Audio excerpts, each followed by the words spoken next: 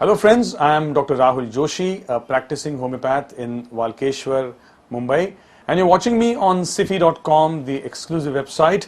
And well, you've also seen a couple of my other colleagues, senior doctors, and here I am to answer your queries.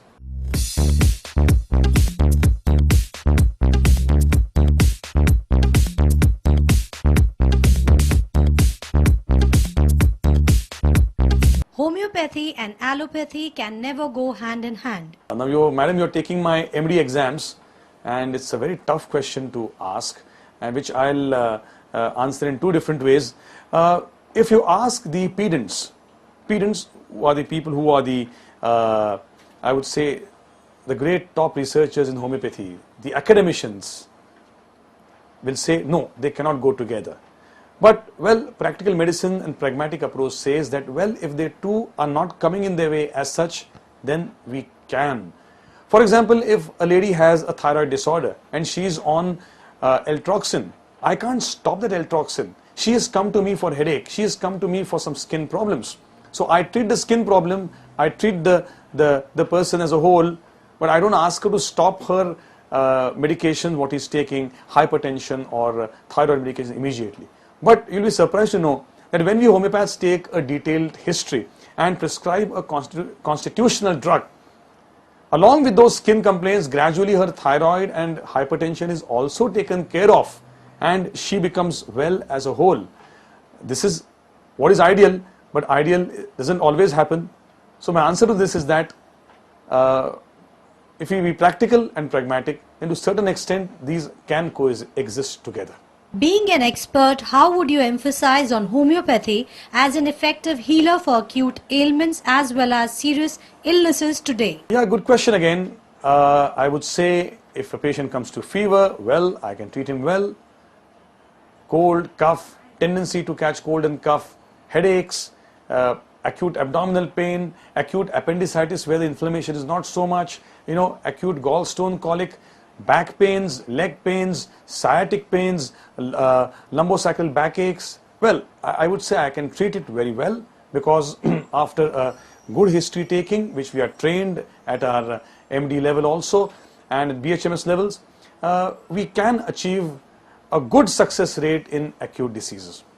But in chronic diseases, as I said before, it does take time. One has to understand the miasm. Miasm is sort of the is a key word in homeopathy, which means in common man a predisposition. Miasm. Miasm has multiple words. It can be genetics. Miasm is what you come with, what you have. What are you inherited from your parents? What have you inherited from the life you have led? So multiple things constitute a small word called as miasm. It's a small 5-letter word with lot of gravity and lot of thought to it. Chronic diseases do take time to heal, but we have our limitations. Cases of cancer, chronic renal failure, tertiary stage of any diseases, well, we cannot give a radical cure in such illnesses, and neither can homeopathy give. But in such cases also we can play second fiddle. We can play as you see a small role in palliation, where at least we can help the patient to a certain extent. Just today morning I had seen a patient of grade 5, grade 6 osteoarthritis, where her left knee was so damaged. I told her very candidly, madam, I will not be able to give you more relief than 20-30%. You may have to, or rather you will have to go for total knee replacement, which today has revolutionized the knee pain problems. I accept here. Probably my seniors were sitting there and watching, or the top gurus in homeopathy may say, why do you want to? But I am being practical. I am not here to advocate homeopathy. I am here to say what small work we can do and in what small way we can overall influence life of people along with other pathies also. So total knee replacement today has been a savior to many people. People started walking. People have increased their life expectancy because of this. At the same time, if a knee pained person comes to us early, probably we can give some relief. Even in tertiary cases of knee pain, with 30-40% of relief, he or she can do his daily course and then of course go for some other techniques. So much stress around today. What is your opinion on homeopathy dealing with psychosomatic conditions? Stress has always been there. I would say our forefathers were under bigger stress because there was no water, they had to walk distances, there were no mobile phones, there was no fax, there was no email. I would say today's generation is richer in terms of all these things. But man's mind is not the best thing to have because we take the stresses. It's we who absorb these stresses and don't allow the sanity to prevail. Anand jo hai, Atyanand, Sadanand has been lost somewhere. So the answer, more than homeopathy or any other pathy, is that person should be spiritual, the person should do something like yoga. Having said that, homeopathy also does offer some medicines which can modify your mind.